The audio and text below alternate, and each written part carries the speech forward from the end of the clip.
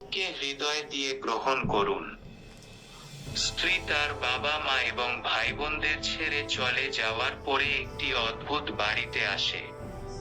বুঝতে হবে দুজনেরই একে অপরকে সময় দেওয়া উচিত। স্ত্রীর জন্য পরিবেশটি পরক এবং তার ম্যাকের সাথে সামঞ্জস্যপূর্ণ নয়, এখন তার সামঞ্জস্য করার জন্য সময় প্রয়োজন। উত্তম আচরণ হলো যে যখন একজন নতুন ব্যক্তি বাড়ির সদস্য হয় তখন তার ভালোবাসা এবং মনোযোগের প্রয়োজন হয়, কারণ তার গৃহত্যাগের জন্য তার ত্যাগ মহান। নতুন ব্যক্তিকে হৃদয় দিয়ে গ্রহণ করুন এবং তাকে সম্পূর্ণ স্থান দিন। নতুন ব্যক্তিকে একটি দখল মাফিয়া হিসাবে ভাববেন না যে আমার ভাইকে দখল করেছে বা আমার ছেলেকে জাদু করেছে। এসব আচরণ ঘরবাড়ি ধ্বংস করে দেয়। আমাদের সমাজে আর কিছু না ঘটলে জাদু খুব দ্রুত ঘটে।